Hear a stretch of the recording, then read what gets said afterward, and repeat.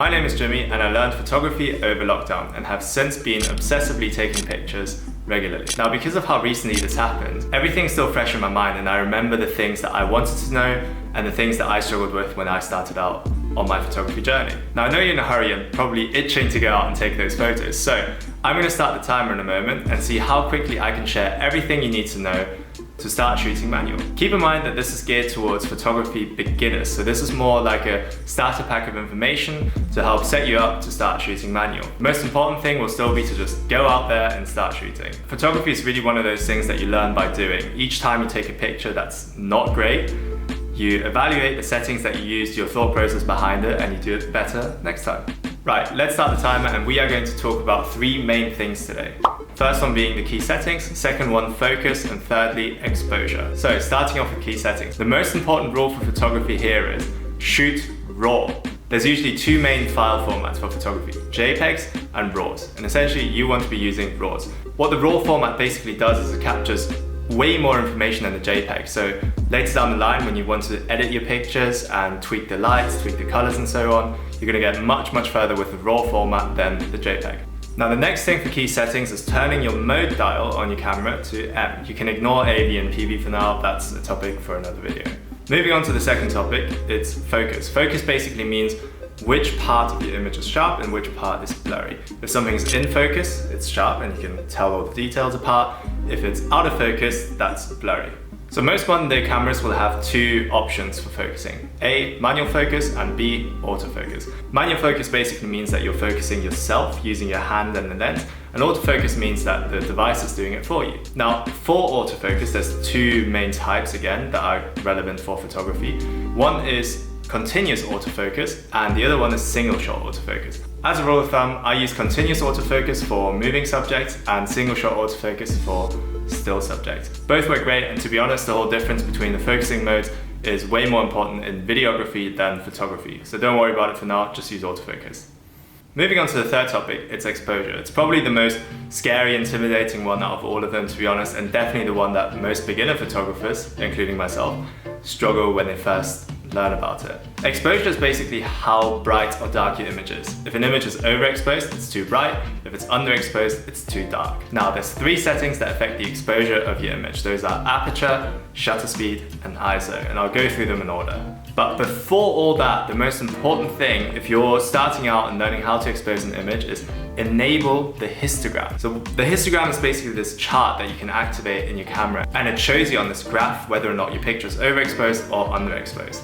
Always refer to the histogram to check if your image will be too bright or too dark. Look at this graph. If all the peaks are all the way squished to the right hand side, it's too bright and you have lost detail. This means that even if you make the shot darker in Lightroom, whatever would have been in that white area is forever lost. Same goes the other way. If all the peaks are all the way to the left, it's too dark and you can't brighten the image up enough to show the lost detail. A good histogram looks like this. Nothing is squished or clipping, which means that you can do whatever you want to the brightness while editing without losing detail. Now you know how to check the exposure of an image. Let's talk about the three settings. Aperture is basically the size of the opening in your lens and affects how blurry your background is. Now, a low f number means that the aperture is wide open, it lets in more light, and your background's blurrier. The other way around, a higher f number means that your aperture is more closed, more things are in focus, but you're also letting in less light. I'm going to flash up a graphic on screen. Feel free to take a screenshot, it might come in handy one day. The aperture determines the depth of field, and what that basically means is if you have a subject and the camera is here, the depth of field determines how much in front and how much behind the subject is in focus. So for example, if you're taking a picture of a person and you want that nice blurry background like when you're using the portrait mode on your iPhone, you want a low aperture, so a low f number equals blurry background. Now on the other hand, if you're taking a picture of like a big landscape with mountains far away and trees closer to the camera, then you want a higher depth of field, therefore you would increase the f number and shoot at higher aperture. Bonus tip, when taking long exposure photos, which is where you take a picture for like 30 seconds to get those light trails, after a certain aperture, you get this cool like starburst effect in your images. The second setting that affects exposure is shutter speed. This is basically how quickly your camera is taking a photo. You know that click? That's the machinery inside the camera actually clicking and taking a picture. Now, if you take a picture for, let's say, 10 seconds, you're letting in loads of light, the sensor's collecting all the light, and therefore you end up with a brighter image. Conversely, if you're taking a picture for like 1/500th of a second, you're not letting in a lot of light. So why is this important? If you're taking a picture of, say, a person running, you need to use a high shutter speed to be able to freeze that moment in time. If you're taking a picture of something that isn't moving at all, regardless of how long you take the picture for, you can go for a much slower or longer shutter speed. You gotta be careful though, especially when you're doing handheld photography. So if your shutter speed is too slow, the natural shaking of your hands while you're taking the picture might end up in a blurry image. So for example, if my shutter speed is 1 second and I'm taking a handheld picture, I can't keep my hand still for a second. I don't think anyone can. So the result would be a blurry and unusable image. So just be careful with that if you don't use a tripod. The third setting that affects exposure is ISO. Not really sure how this works, but it's basically artificial brightness. That's how I treat it. So I usually start with aperture, then go into shutter speed, and the last tweak is usually ISO. This number you can just dial up and your image magically becomes brighter. But after a certain ISO, your image becomes really grainy and it just doesn't look very good.